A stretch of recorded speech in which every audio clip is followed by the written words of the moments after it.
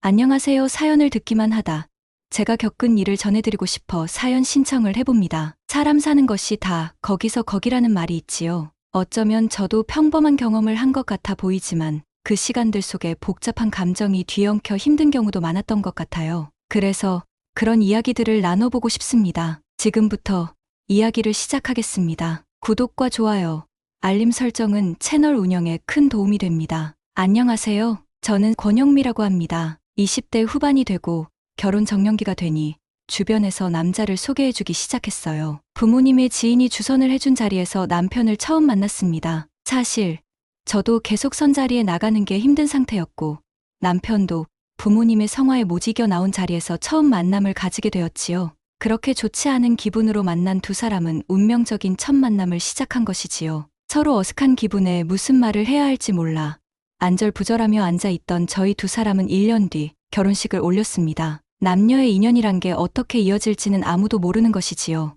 결혼하고 처음 5년은 정말 힘들었습니다. 다름 아닌 시댁 식구들 때문이었어요. 모아놓은 돈이 넉넉지 않았던 저희는 10평 아파트에서 신혼생활을 시작했습니다. 시댁과 걸어서 20분도 걸리지 않는 가까운 곳이었는데요. 결혼할 당시에는 시댁과의 거리가 문제될 거라 생각들지 않았는데 6개월이 지나니 잘못된 선택이었음을 알게 되었습니다. 결혼하기 전엔 절대 알 수 없었지요. 시어머니와 시누이들이 성격이 날카롭고 뒤지 얘기하는 것을 좋아하다 보니 제가 하는 행동이 마음에 들지 않을 때마다 사람을 들들 볶으며 괴롭히는 것이었습니다. 같은 또래 친구들이나 부모님께 힘들다고 푸념하기라도 하면 시댁은 원래 불편한 거야 라거나 지금까지 살아왔던 환경이 다른데 어떻게 편하기만 할 수 있어 라고 말하며 며느리로서 참고 살고 적응할 수밖에 없다고 말해주었습니다. 지금 생각하면 헛소리에 불과한 말을 조언이라고 새겨들었던 제 자신을 원망할 뿐이지요. 시댁 식구들 때문에 받은 스트레스는 월경 주기도 바꿔놓았습니다. 결혼 전에는 일정했던 주기가 결혼 후 불규칙해지더니 결국 몇 달 동안 한 번도 하지 않는 상황까지 와버렸지요. 여자라면 다들 아실 거예요. 한 달 주기에 맞춰 시작돼야 정상인 월경이 정상적이지 않으니 건강이 염려될 수밖에 없었습니다. 그것 때문에 불임이 된 것 같아요. 그때는 몸이 피곤하고 힘들어 불규칙한 거라 여겼는데 극심한 스트레스가 원인이라는 것을 알고 얼마나 울었는지 모릅니다. 결혼 1년 반 정도 지나도 임신 소식이 없으니 그걸 가지고 시댁 식구들은 저를 힘들게 했습니다. 온갖 잔소리는 기본이고 인격모독까지. 임신 못하는 불량품은 필요 없으니 이혼 도장 찍고 집을 나가라는 소리까지 시어머님께 들었습니다. 같은 여자로서 어떻게 그렇게 모질게 말할 수 있나 싶어 너무 서러웠습니다. 결혼하고 2년이 지날 때부터는 매일매일 영혼이 메말라 가는 것 같았습니다. 그 이후 제가 죽는 게 낫겠다 하면서 시댁에 찾아가지도 않고 나 몰라라 하니 그제야 남편이 이사를 하자고 했습니다. 시댁과 멀리 떨어져 살게 된 것이죠. 그런데 왜 그렇게 죽을 정도로 힘든데 이혼하겠다는 생각을 쉽게 못했는지 모르겠습니다. 심각성을 알고 있었던 남편도 마지막 선택처럼 이사를 결단한 거라 생각합니다. 어쨌든 시댁과 거리가 멀어지니 마음도 조금은 멀어지는 듯 했습니다. 시댁과 연을 끊은 건 아니었지만 멀리 살다 보니 해방된 기분이 들었어요. 시간이 지날수록 제 삶은 안정이 되었고 시댁 식구의 존재가 멀게만 느껴지게 되었습니다. 숨을 쉬며 사는 것 같아 너무 좋았어요. 결혼 2년 만에 밥이 맛있어졌다면 믿으시겠어요? 너무 스트레스가 심해 사는 게 사는 것 같지 않았고 뭘 먹어도 맛을 느끼지 못했는데 지금은 입맛이 돌고 있습니다. 이사 후 5개월이 지나니 월경 주기가 다시 일정에 지기 시작했습니다. 지금까지 내 몸이 망가지고 있었구나 생각을 하게 되었어요. 시댁 식구들이 나를 힘들게 해도 남편이 나쁜 사람은 아니었습니다. 못된 사람은 더더욱 아니었고요. 하지만 시집살이 때문에 힘들어하는 저를 보호해줄 결단력도 없는 사람이었죠. 자기 아내를 제일 중요한 자리에 두는 그런 사람이 아니었습니다. 제가 너무 힘들어 푸념이라도 하면 듣기 싫다고 우리 엄마가 일부러 그러시는 것도 아닌데 라거나 또 그 소리야 그냥 좀 넘어가 아니면 직접 듣기 싫다고 하던가 라며 귀찮아하고 듣기 싫어했습니다. 오히려 시댁 식구들을 두둔하며 시간이 지나면 여자들끼리 친해질 수 있다는 헛소리를 저에게 하곤 했지요. 남편의 행동에 저는 상처를 받아야 했고 불신이 생기기도 했습니다. 이 사람을 평생 믿고 의지하며 살 수 있을까 의심이 들기도 했답니다. 이사를 한 후 안정되고 건강이 회복되어가는 저를 보며 남편은 저에게 더 잘하기 위해 노력하기 시작했어요. 남편이 이런저런 노력도 하고 저희 마음을 편하게 해주려고 애쓰는 모습을 보며 저도 서서히 남편에 대한 섭섭한 마음이 풀어지기 시작했지요. 저희 부부의 시작은 지금부터라는 생각에 앞으로 잘 살아보자는 다짐을 하며 서로의 상처난 마음을 달래주었습니다. 그렇게 건강이 회복되니 결혼 4년 만에 저희에게 귀한 축복이 찾아왔습니다. 몸이 피곤해 병원에 가니 임신일 수 있으니 산부인과에 가보라고 하더라고요. 그때부터 저는 가슴이 두근거리기 시작했습니다. 혹시나 아닐 수 있다는 마음에 남편 몰래 방문한 산부인과에서 임신이 맞다는 이야기를 듣는 순간 그때의 기쁨은 말로 표현할 수 없었습니다. 이제는 태어날 아이를 위해 살아야겠다는 생각이 들었어요. 이게 모성애인가 싶어 저도 신기했습니다. 지금까지 뭐하다 이제야 애를 가지길 가져. 에휴, 똑 부러지게 뭘 하나 해내는 법도 없고. 저희 첫 임신 소식을 전했을 때도 시어머니께 서는 축하의 말 한마디 없이 트집을 잡으셨지요. 시누이들도 마찬가지였습니다. 아기가 태어나지 전부터 임신해놓고 왜 그런 걸 먹냐.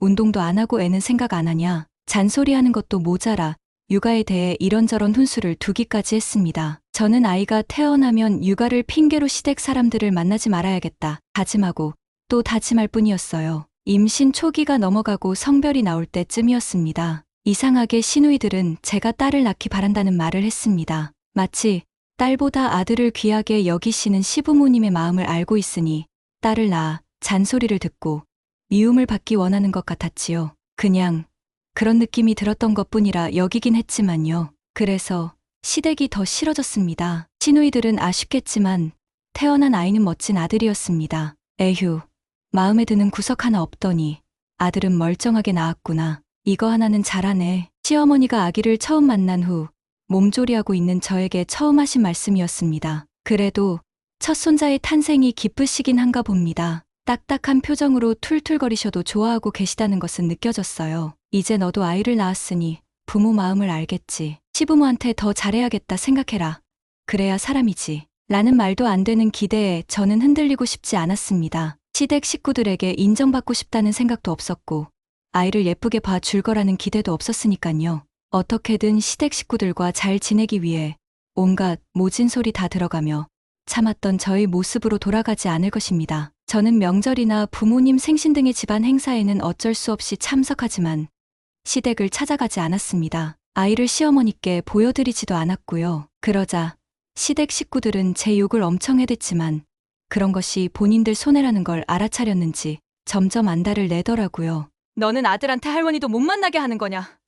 고약하고 못된 것, 애한테 어떻게 그럴 수가 있어. 그러고도 너가 애미라 할 수 있어. 시어머님은 저에게 소리 지르기 일쑤였지만 저는 흔들리지 않았습니다. 제 아들 석형이는 한 번도 할머니를 먼저 보고 싶다고 말한 적이 없답니다. 시어머니와 시누이들이 저를 괴롭게 해 제가 그렇게 나온다는 걸 아시게 된 시아버지는 짜증을 잔뜩 내셨고 결국 시댁에서 싸움이 일어났습니다. 서로 자기가 잘났고 상대방이 잘못했다며 서로 탓을 하며 말이지요. 그러거나 말거나 저는 멀리 떨어진 집에서 편하게 앉아 아이 육아에만 집중하고 있었답니다. 100년 묵은 체증이 내려가는 기분이랄까요. 이제야 모든 것이 정상으로 돌아가는 것 같다고 생각하며 지내던 어느 날 방심한 틈을 타 우리 가정에 비극이 찾아왔고 가정을 망쳐버렸습니다. 정말 어이없고 비참하게도 저희 부부가 사기를 당했던 것이었어요. 남편의 친구의 지인을 통해 아주 좋은 기회를 잡아보려다 모든 게 사기를 위해 꾸며놓은 판에 저희가 들어가 버렸지요. 정말 악마보다 더 못한 인간이 있더라고요. 저희 부부는 악랄한 계획에 제대로 걸려들고 말았습니다. 전 재산을 잃고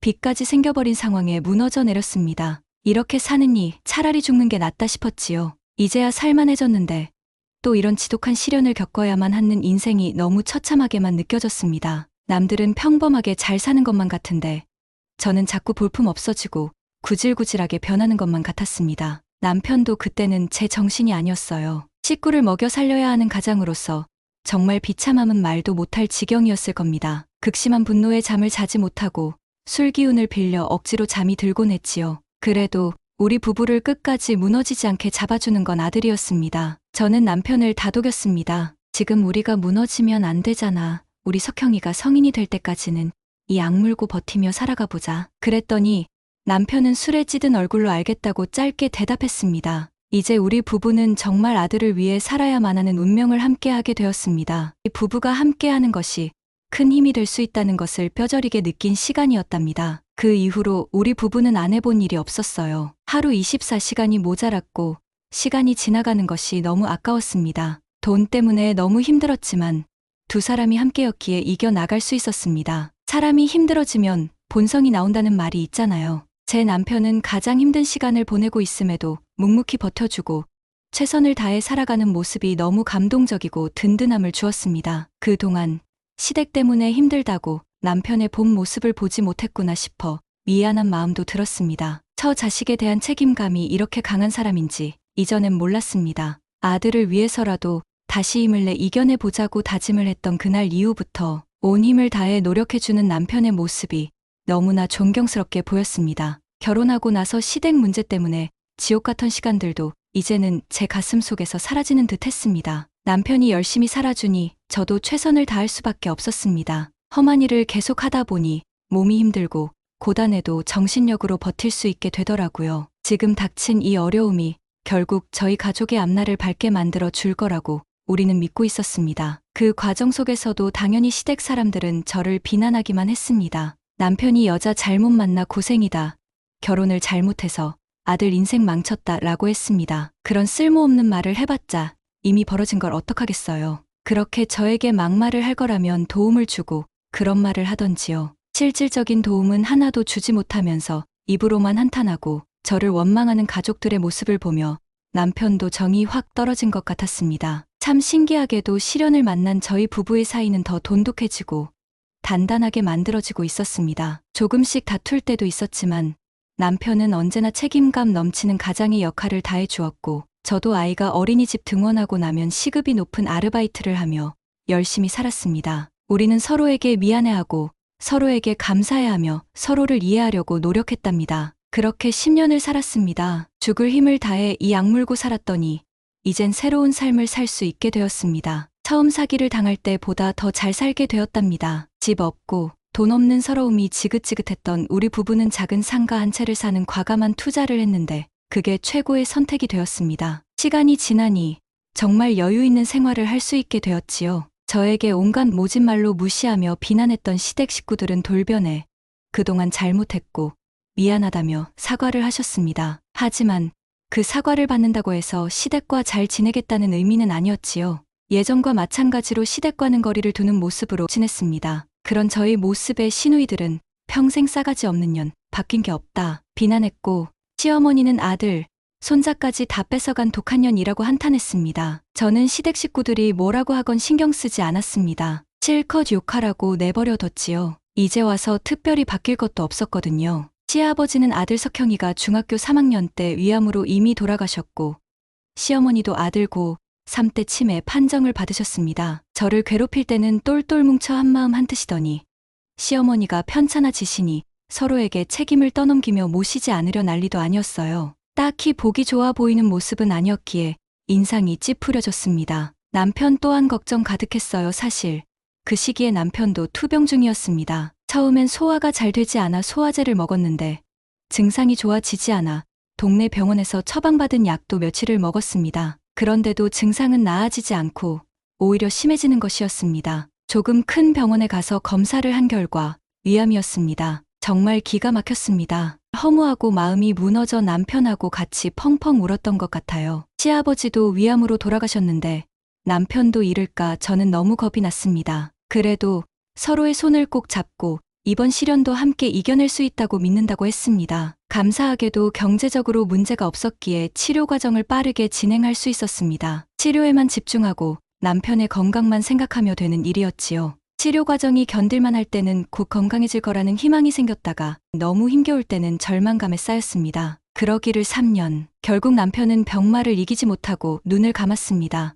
아들 석형이가 군대에 제대할 무렵이었습니다. 남편이 곁에서 떠나고 나서야 남편의 인생을 되돌아보았어요. 그 사람이 인생을 얼마나 힘들게 살아왔는지 눈에 보이는 듯해 너무 가슴이 아팠습니다. 고생하다 살만하니 가버린 것 같아 불쌍해 눈물이 멈추지 않았습니다. 제 인생의 단 하나뿐인 사랑이자 버팀목이었던 남편이 떠나고야 알았습니다. 다시는 제 인생의 남편 같은 존재는 만나지 못할 거라는 걸요. 그럼에도 저는 살아야만 했지요. 남편이 남긴 모든 것을 잘 지켜야 하고 석형이를 잘 돌봐야 했기 때문이죠. 남편이 병상에서 마지막으로 걱정했던 것이 석형이었습니다. 석형이 대학 졸업하는 것도 장가 가는 것도 보지 못해 속상하다는 남편의 말이 계속 생각납니다. 저는 남편의 사진 앞에서 여보, 석형이는 내가 공부 잘 시키고 장가도 잘 보낼게. 당신이 마지막 소원이라고 했잖아. 석형이 좋은 가정 꾸리게 해주는 거. 그거 내가 혼자서 잘 해낼 테니 지켜봐줘.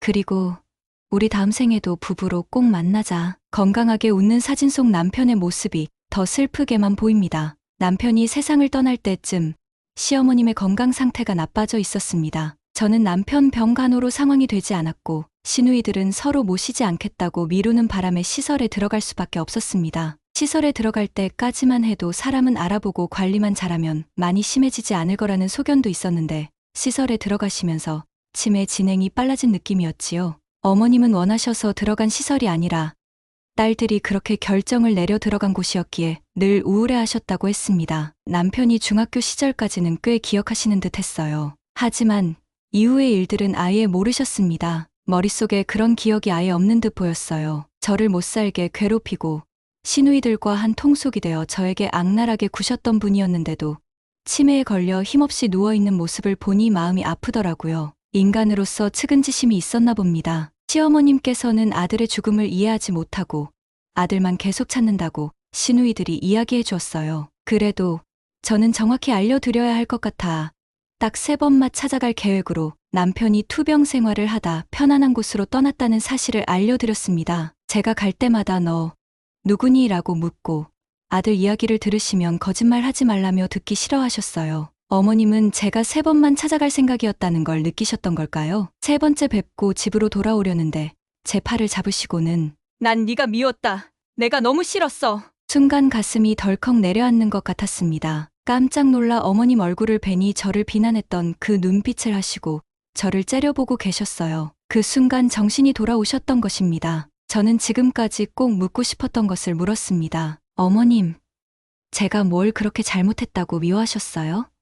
저의 어떤 점이 그렇게 싫으셨어요? 어머님은 여전히 화가 난 듯한 얼굴로 말씀하셨어요. 내가 우리 손자 보고 싶어서 집으로 찾아갔을 때 네가 나를 문전 박대했었지. 그게 제일 싫었다. 어떻게 나한테 이럴 수 있을까 싶어서 서럽기도 하고 화가 났어. 어머님께서는 제가 살기 바빠 잊고 있던 그 시간을 말씀하셨지요. 저와 남편이 끔찍한 사기를 당하기 몇 달 전 석형이가 초등학교 입학 무렵 연락도 없이 집에 찾아오신 적이 있긴 했습니다. 문이 열리고 저를 보자마자 쌍욕을 뱉으시며 저를 때릴 듯 이협적으로 오셔서 명절에 시댁에 오지도 않는 정신 나간 며느리가 이 나라에 너 하나 말고 또 있겠냐 하시며 저보고 그냥 죽으라고 하신 일이 있었습니다. 그 소란에 이웃들이 그 광경을 보고 말았고 모두들 당황해했어요. 저는 그때부터 부끄러워 동네에서 얼굴을 제대로 들고 다니지도 못하게 되었지요. 그래서 어머님이 계시는데도 현관문을 3개 닫아 걸었습니다. 처음부터 문을 열어드린 것부터가 잘못된 것이라 생각하면서요. 어머님이 돌아가신 후에도 가슴이 답답해 견딜 수가 없었습니다. 그 일을 치매에 걸린 어머님이 기억하고 있다는 사실에 깜짝 놀랐어요. 어머님께는 상처로 남은 큰일이었구나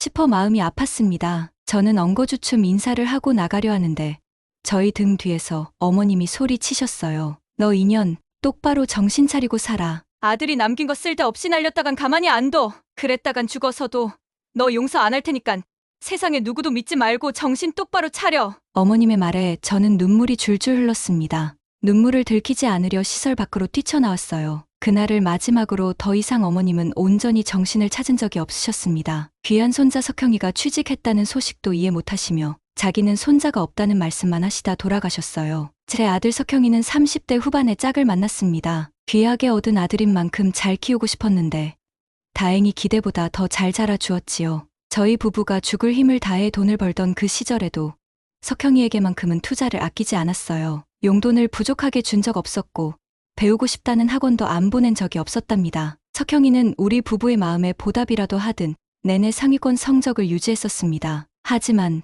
수능 시험에서 실력 발휘를 못해 아쉬워했었지요. 우리 부부는 공부한 것이 아까우니 재수를 생각해보자고 했지만 석형이는 아무데도 가지 않고 공부만 해야 하는 생활을 생각만 해도 우울해진다고 그냥 성적에 맞는 대학에 진학을 했습니다. 그래도 서울에서는 상위권 대학이었어요. 대학을 졸업하고 세무사 시험을 준비하면서 중소기업에 근무를 했었어요. 사실 저는 공부만 해도 된다고 했지만 아버지도 안 계신데 집에서 엄마 돈 받으며 생활할 수 없다고 싫다고 했지요. 아들은 일과 공부를 병행하는 힘든 생활을 3년이나 버텨냈습니다. 결국 원하는 시험에 합격했고 취업도 했습니다. 그때는 얼마나 기뻤는지. 제 배로 낳은 아들이지만 어떻게 이렇게 기특하고 대견하기만 한지 꿈만 같았어요. 석형이가 어릴 때는 돈 벌기에 바빴고 고등학교 졸업 후에는 아빠 투병 생활로 정신이 없었는데 혼자서 잘 자라준 것 같아 너무 고마웠습니다. 이렇게 직장도 잡고 나니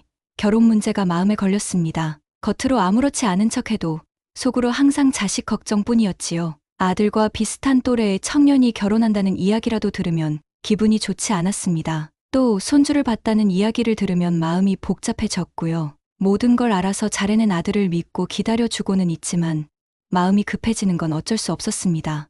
가끔 여자를 만날 생각은 없는지 물어보면 얼버무리고 방으로 들어가 버리는 아들의 모습에 한숨만 쉬고 있습니다. 그러던 어느 날 아들이 반가운 소식을 전했습니다. 결혼하고 싶은 사람을 소개해 주겠다는 것이었어요. 저는 무척 반갑고 기대하는 마음으로 약속 장소에 나갔습니다. 그런데 제 마음이 불편했습니다. 여자친구가 아들보다 1살 어리다는 것이었습니다. 우리 아들이 36살인데 나이가 좀 많은 편이긴 했지만 그것으로 트집 잡을 생각은 없었습니다. 더 마음에 걸리는 것은 이혼 가정에서 자랐다는 것입니다. 부모님이 고등학교 때 임신하는 바람에 자기를 돌봐줄 어른이 없어 방치된 채 엄청 고생하며 살았다고 하더라고요. 악착같이 사느라 20대 때는 결혼은 생각할 수도 없었다고 했습니다. 30대가 되면서 살만해졌다는 여자친구가 대견해 보이고 기특해 보이긴 했지만 그건 남의 일일 때 이야기였던 거죠. 왜 하필 내 아들이 이런 여자와 결혼하겠다는 건지 속상했습니다.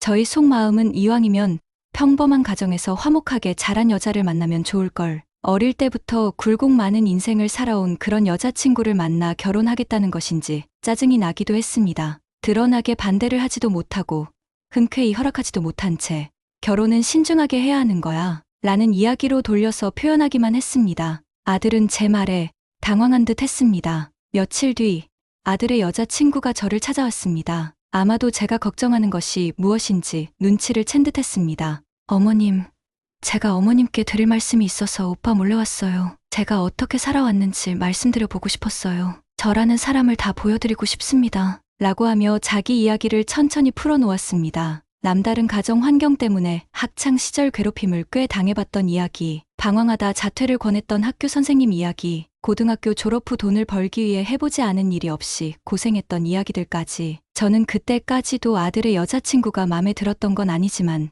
꽤 솔직하고 소탈한 사람 같았습니다. 모두 내려놓고 겸손하게 나오는 아이를 며느리로 받아들일 수밖에 없었습니다. 사실 저도 가정 환경이 좋았던 건 아니었습니다. 고등학교 때까지 술주정뱅이 아버지에게 시달리다 도망치듯 취업해 집을 나와버렸지요. 엄마는 제가 초등학교 졸업할 무렵 다른 남자와 눈이 맞아 야반도주하셨고요. 엄마가 집을 나가자 아버지는 처음 보는 여자를 데려와 엄마라 부르라고 했습니다. 새엄마에게 받은 가정폭력의 상처는 지금도 잊혀지지가 않아요. 차라리 없는 게 더 나은 부모였지요. 제가 정상적이지 못한 가정에서 자랐기에 온전한 가정을 누려보지 못한 며느리가 못마땅했던 것 같습니다. 아들의 결혼은 빠르게 진행되었고 둘이서는 사는 게 행복해 보였습니다. 사람의 욕심은 끝이 없는 걸까요? 아들이 결혼에 행복하게 사는 걸 보니 손주가 기다려졌습니다. 결혼 1주년 결혼 기념일이라고 파티하며 찍었다던 사진을 보여주며 며느리는 죄송한 듯 말했습니다. 이제 어머님께 좋은 소식 전해드려야 하는데 쉽지 않네요. 죄송해요. 그 말에 저는 괜찮다며 조급하게 생각하지 말라고 말해주었습니다. 혹시 임신 문제로 조바심 내며 스트레스 받을까봐 부담받지 말라고 단호히 말해주었지요. 그 말은 진심이었습니다. 제가 임신이 되지 않아 고생을 해봤기 때문에 며느리는 편하게 지냈으면 하는 바람이었습니다. 시댁 때문에 고통스러운 시간을 보내는 걸 대물림하고 싶지 않았거든요. 그래서 며느리에게 안부 전화를 강요한 적도 없고 집에 오라는 전화를 한 적도 없습니다. 둘이 행복하게 지내기도 시간이 부족할 텐데 저까지 신경 써 주기는 바라지도 않았답니다. 사람이 누울 자리를 보고 발을 뻗는다는 말이 헛말이 아니었을까요? 잘해주면 만만하게 보는 것이 사람의 심리인 걸까요? 며느리에게 아무 간섭도 안 하고 배려만 해주니 주변에서는 제가 걱정된다는 소리를 했습니다. 너무 잘해주기만 하면 며느리가 시댁을 우습게 볼 거라고 하더라고요. 처음에는 잘 모르는 사람이 하는 오지랖이라 여겼습니다. 우리 며느리는 제가 잘해줄수록 고마워하고 저에게 정성을 다해줬거든요.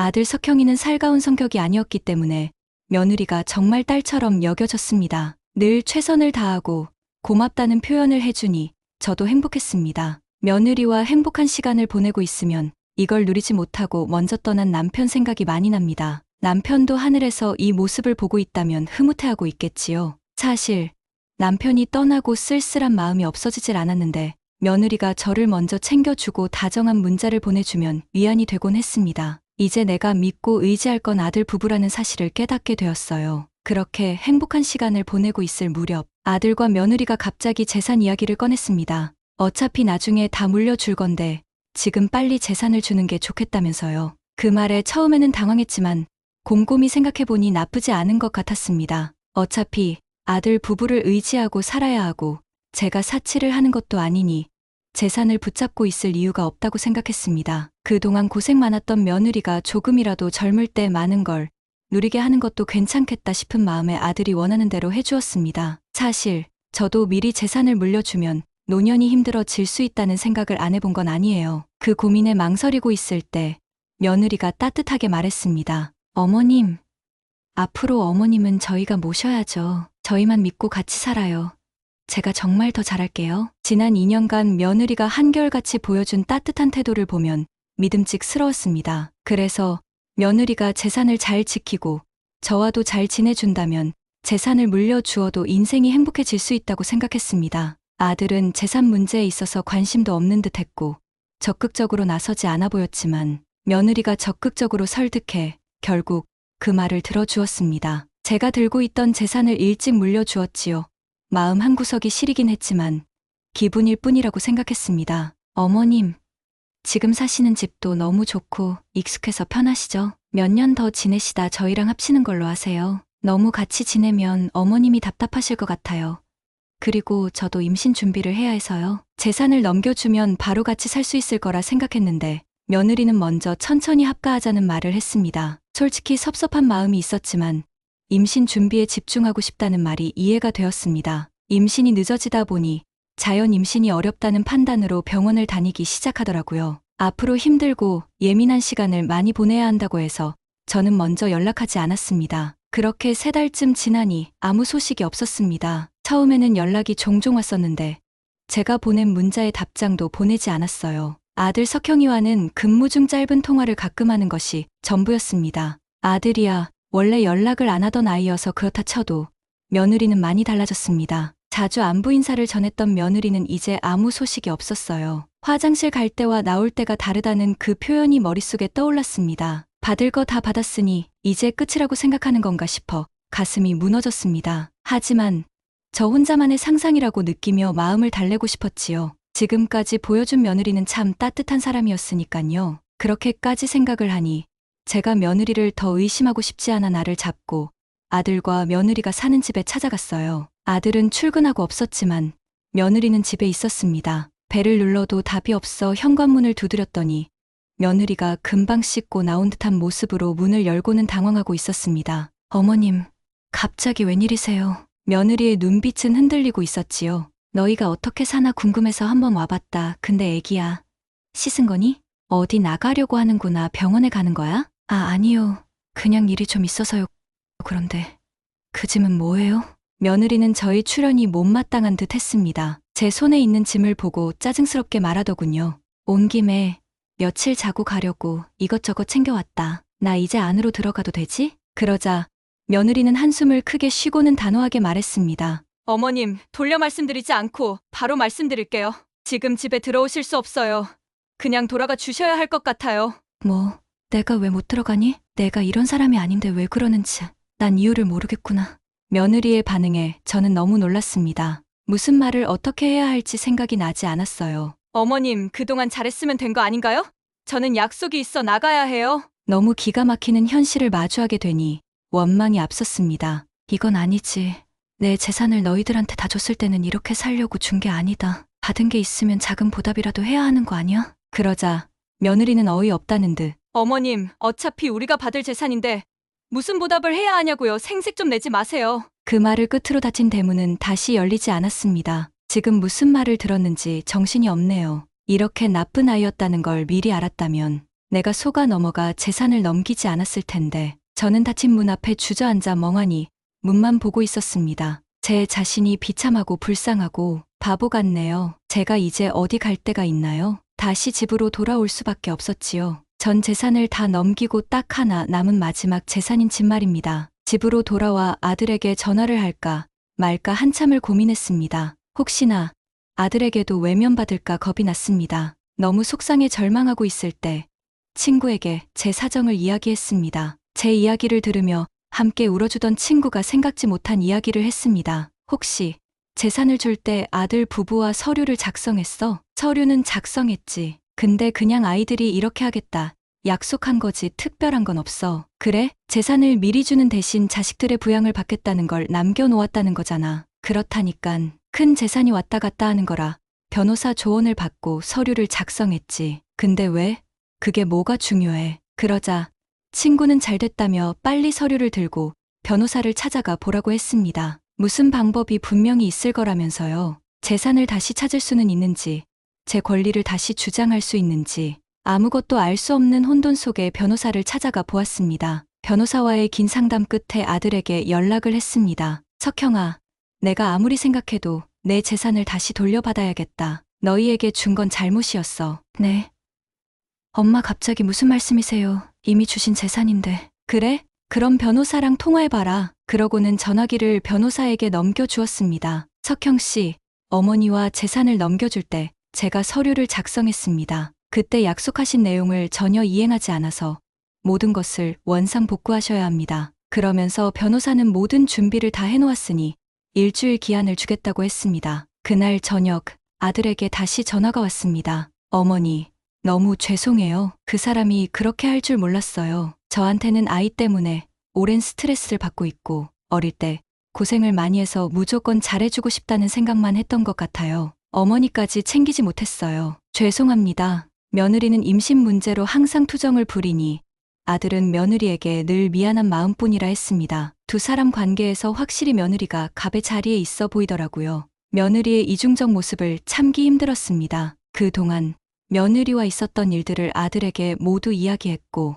계산적이고 교활하기까지 한 며느리와 당장 이혼하라고 했습니다. 아들은 제 입에서 이혼이라는 말이 나오니 충격을 받은 듯 했습니다. 그러다 며칠 생각을 해보니 아들도 결혼 생활이 지쳐 있었고 사랑이 아닌 의무감으로 살아온 것을 깨달았다고 했어요. 며느리와 이혼할 때도 며느리는 아들에게 본 모습을 보이며 모든 악랄한 말을 퍼부었습니다. 아들은 이런 상황이 너무 억울하다고 했습니다. 어머님을 잊어버린 것은 아니었는데 잠깐 정신이 나갔다며 계속 죄송하다고 했습니다. 이후로 저는 아들에게 준 재산을 찾아온 것은 아니지만 불안하지 않았어요. 아들은 모든 걸 저와 함께 공유하고 있거든요. 결혼 실패와 사람에 대한 배신을 경험한 아들은 자신의 마음이 치유될 수 있도록 취미 생활을 하며 안정된 삶을 찾아가고 있습니다. 아들 옆에 며느리는 없지만 제 옆에 아들이 다시 돌아왔네요. 인생에 어려운 일이 참으로 많았지만 아들과 웃으며 울며 시간을 보내는 것이 사는 맛이구나 싶고 소소한 행복의 날입니다. 제 이야기를 끝까지 들어주셔서 감사합니다.